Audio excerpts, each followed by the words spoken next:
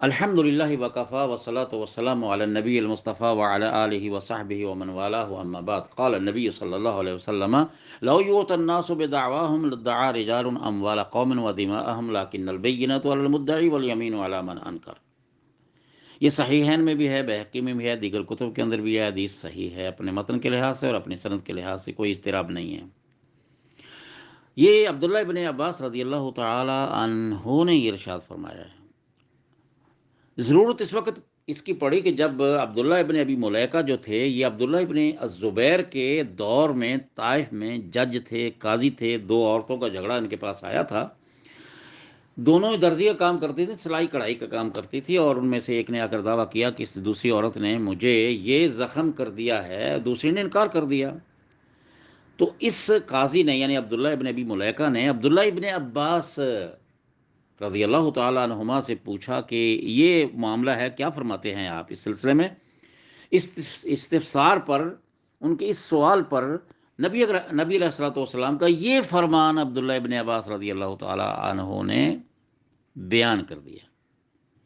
یہ ایک ضابطہ ہے، بہت بڑا ضابطہ ہے حاکم وقت کے لیے، اور یہ بہت ہی بڑی بنیاد ہے۔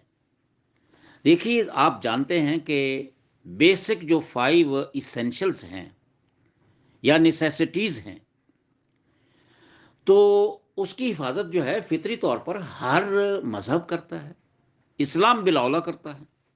مثلا دین ہے، نفس ہے، عقل ہے، عرض ہے یا نسل ہے یا مال ہے، جس کو آج کے عام الفاظ کے اندر یا اصطلاح میں ہیومن رائٹس کہا جاتا ہے۔ تو عدل و انصاف کے قیام اور حقوق کی حفاظت کے لیے یہ ضابطہ اور قانون جو ہے، جو نبی علیہ الصلوۃ والسلام نے ارشاد فرمایا، یہ بنیادی حیثیت رکھتا ہے، اس لیے کہ دلائل و براہین سے خالی کوئی بھی دعویٰ، حقوق کا ہو، معاملات کا ہو، مسائل ایمان و علم کا ہو، تو وہ تو قابل قبول نہیں، رد کر دیا جائے گا۔ اس لیے کہ کسی آدمی نے جس نے دعویٰ کیا ہے، وہ اپنے کسی حق کا الزام لگا رہا ہے حاکم وقت کے پاس، کسی بھی قسم کی بات ہو سکتی، تو اس کے ذمہ ہے کہ وہ بینہ یعنی دلیل، برہان یعنی ثبوت مہیا کرے۔ البینہ کس کو کہتے ہیں؟ اسم لکل ما یبین الحق ویظہرہ، جو ظاہر کر دے حق کو، جو چھپی ہوئی چیز کو واضح کر دے، وہ بینہ کہلاتی ہے، دلیل ہے۔ اور ڈاکومنٹری بھی ہو سکتی ہے یا گواہوں کی شکل میں بھی آ جاتی ہے۔ اور دعویٰ جو ہے کوئی ایک خاص چھپا ہوا کام ہے جو دوسرے عام لوگ نہیں جانتے۔ ایک آدمی آ کر دعویٰ کر دیتا ہے کہ میں نے اس سے فلاں پیسے، اتنے پیسے لینے ہیں، یا اس نے مجھے میرا یہ نقصان کیا ہے۔ یعنی المدعی من ہوا الذی یذکر امرا خفیا یخالف الظاہر، وہ کہتا ہے جی یہ ہے میرا اصل میں حق جو مجھے دلایا جائے، جو دوسروں کو پتہ نہیں ہے۔ اور یمین مطلب یہ ہے یمین کا کہ وہ جو مدعا علیہ نے جو قسم دینی ہے، حلف دینا ہے، وہ یہ ہے کہ اصل ہے براۃ الذمہ، جو وہ کیا ہے؟ وہ اصل ہے، وہ بنیاد ہے، اور یہ پوری دنیا کے اندر یہ ہے۔ یہ صحیح ہے کہ ہر آدمی کیا ہے؟ انوسنٹ ہے انٹل پروون گلٹی۔ یعنی یہ بات اصطلاح 1761 میں ایک برٹش بیرسٹر کی اس کا ریفرنس دیا جاتا ہے کہ اس نے کہا تھا کہ یہ پریزیوم کیا جاتا ہے کہ انوسنٹ ہر آدمی جو ہے، everybody innocent until proven guilty. ہم نے اس کے الٹ کر دیا ہے وضعی قانون کے اندر کہ گلٹی انٹل پروون انوسنٹ، الیاذ باللہ۔ لیکن یہ حدیث وضع کرتی ہے کس بات کے؟ ایک اصول کو، کہ اس اصول کے اپنانے سے انصاف کا بول بالا ہوتا ہے، اور اس کی تشریح بھی ہوتی ہے، اور حق والے کو حق مل جاتا ہے۔ دیکھیے، جیسے میں نے عرض کیا کہ یہ جو بیسک جو اسینشلز ہیں، نیسیسٹیز ہیں، دین، نفس، عقل، عرض، مال، اس کی حفاظت دین نے کی ہے، دین اسلام نے کی ہے۔ ہیومن رائٹس کے اندر کوئی کسی کو جبرن مسلمان نہیں کر سکتا، اور نہ ہی کسی کو کوئی جبرن دین چھڑا سکتا ہے اس کا جو دین ایمان جو کچھ بھی ہے۔ اور عدل انصاف کا تقاضا بھی یہ ہے کہ اس کو آزادی دی جائے، اور جان بھی اس کی محفوظ ہے۔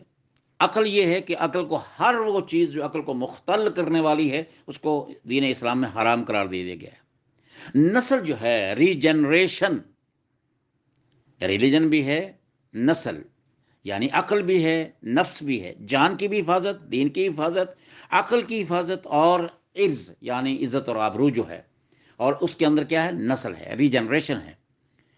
یہ بنیادی حق ہے، اور اسی لیے تو ہے دن رات آپ مسئلے مسائل پوچھتے رہتے ہیں کہ جناب علی وہ طلاق ہو گئی، یہ نکاح ہو گیا، یہ جو ہے نا جی میرج جو ہے نا وہ ہوئی ہے، یہ محبت کی شادی ہے، یہ فلاں کی ہے، اس کے اندر کیا حقیقت ہے، کیا حقیقت نہیں ہے، یہ عدت کے اندر نکاح ہو گیا، بے شمار مسئلہ۔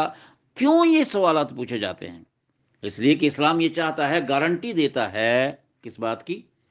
کہ آنے والی نسل جو ہے اس کو پتا ہو کہ یہ نسل کس کی ہے، کہاں سے آ رہی ہے۔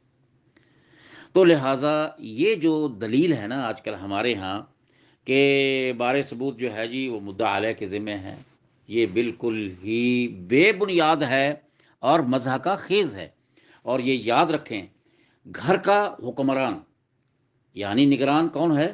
وہ جو حاکم ہے، گھر کا حاکم، بیوی ہے اس کی اور اس کے بچے ہیں، ان کا حاکم ہے۔ اس سے بھی پوچھا جائے گا، عورت سے بھی پوچھا جائے گا، استاد ہے، ہیڈ ماسٹر صاحب ہیں، کالج کے پرنسپل صاحب ہیں، ایک چھوٹے علاقے کا حاکم ہے، چھوٹا آفیسر ہے یا بڑا بڑا آفیسر ہے، جہاں جہاں بھی فرمایا کہ کلکم راعٍ و کلکم مسئول عن رعیتہ، تم سارے کے سارے حاکم ہو، اور حاکم کے لیے ضروری ہے کہ ایک بات سننے کے بعد فیصلہ نہ دے۔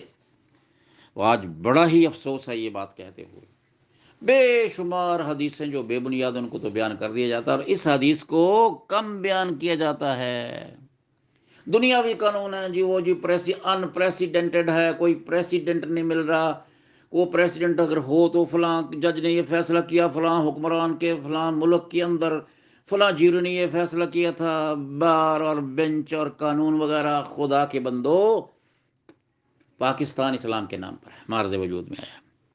اسلامی شرعی عدالت کا ایک اصول فقط میرے آقا کا صلوات اللہ وسلامہ علیہ، بے ابی ہوا وہ امی، میرے ماں باپ ان پر، پوری کائنات ان کے عمر قربان ہے، آپ کا ایک فرمان آپ کی پوری جوڈیشری کا مسئلہ حل کرتا ہے، اگر ایمانداری کے ساتھ اور ایمان مسلمان ہونے کے ناطے، مومن ہونے کے ناطے صرف ایک اس فرمان کو نافذ کر دو۔ ہر جج اپنی عدالت کے اندر واللہ تاللہ باللہ، آپ کسی سائیڈ میں آپ کو جانے کی ضرورت نہیں ہے، کہیں سے کوئی پریسیڈنٹ لینے کی ضرورت نہیں ہے۔ اس سے بڑی اگزامپل کیا ہے؟ یہ فرمان ہے، فرمان مصطفیٰ ہے۔ دعا ہے اللہ رب العالمین ہمیں یہ توفیق عطا فرمائے، اللہ رب العالمین ہمیں توفیق دے دے اس بات کی کہ ہم چھوٹے سے بڑے حکمران تک اسی ایک قاعدہ اور کلیہ کو اپنا لیں۔ آمین یا رب العالمین۔ والسلام علیکم ورحمۃ اللہ وبرکاتہ۔